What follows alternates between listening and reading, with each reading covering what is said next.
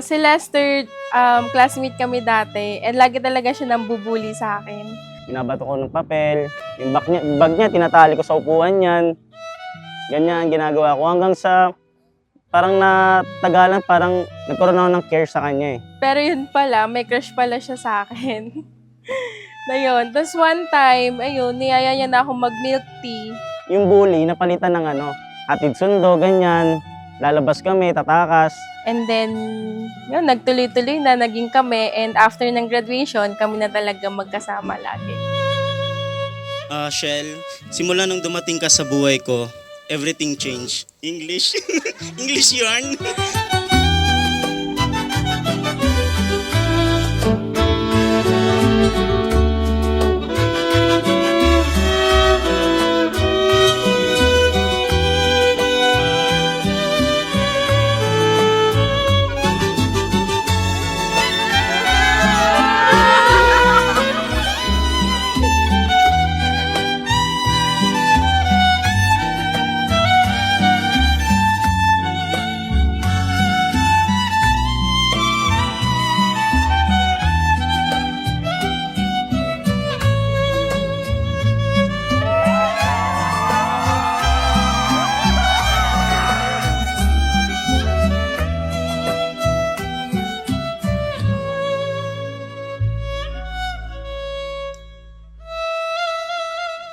Marami na pagdaanan kami sa Sixers. Actually, yung hirap talaga, pagsubok. Kahit ang dami namin na pagdaanan, dito pa rin kami pupunta. Dito pa rin kami mangangako sa isa't isa. Pinursu talaga ako ni Lester. And nagstay talaga siya during the hard moments and times na hindi kami sure sa situation namin. And by the grace of God, nagtuloy-tuloy na kami. And siya yung nagpatatag pa ng relationship namin. Hold on to this day and keep inside your heart such faith. We'll walk along the path God made. And our Father's spoken, and this life we've chosen will help us follow your plan.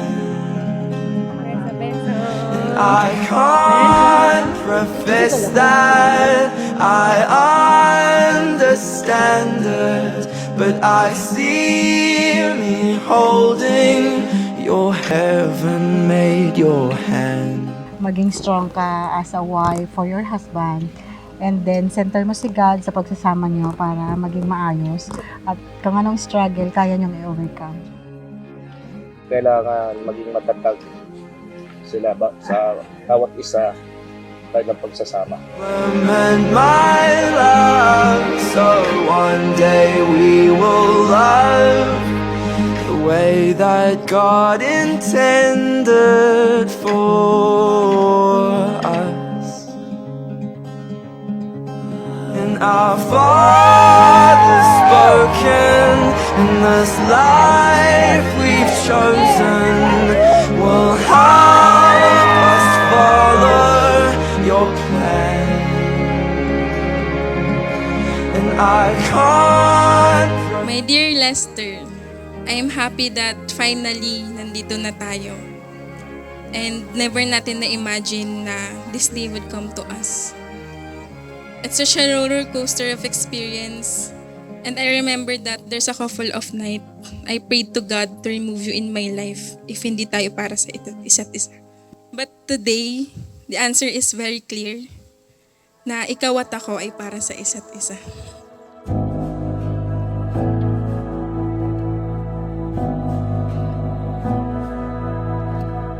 Nagpapasalamat din ako sa Diyos dahil dinala niya ako sa iyo.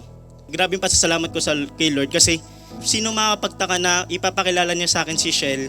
Kasi bago kami nagkakilala ni Shell, hindi ako nagsisimba, pero naniniwala ako na hindi ito aksidente, kundi bahagi ng plano niya para sa buhay natin. You know, I believe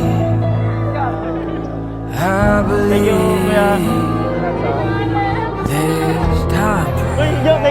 Na Na-realize ko na siya na talaga kasi nakita ko talaga na how God changed his heart. And kung paano niya i-face yung mga situations namin na hindi lang siya nandyan through ups, pero nandyan din siya sa mga rainy days and sa mga situations na super hirap, siya talaga yung nagstay and nag-make sure na comfortable ako and hindi ako nahihirapan. and that hurts. And now with your hand over my mouth, I try to call for help, but there is no one else around. Hindi ko man may papangako ang perfect na buhay, pero ipapangako ko ang isang pusong tapat, isang lalaking hindi susuko, at isang pagmamahal na araw-araw pipiliin ka. At ikaw ang gusto kong makasama habang buhay. You know I believe, I still believe we can make this work, and I'm trying hard, but you push me back, and that hurts. You are the person I want to be with sa ilalim ng tirik na araw, maalikabok na hangin, at malakas na ulan. I vow to continue to believe in you, to pray for you, to encourage and support you, to walk with you and hold your hand in every season of our life. What else around here but me?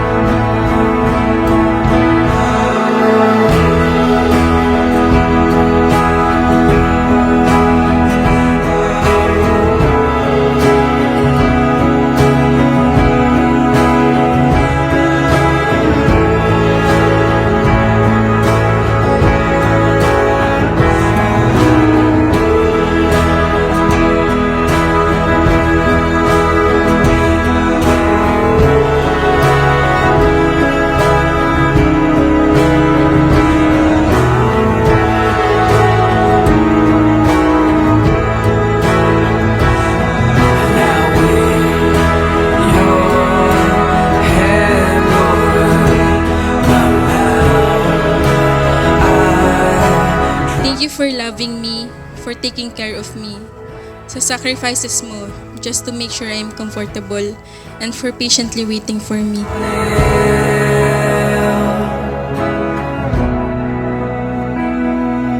Now you're I love you not just for who you are, but for who I become when I'm with you. I love you, Lester. And now I can finally say that this time will be for you and me. And I vow to always choose you. there is no one else around.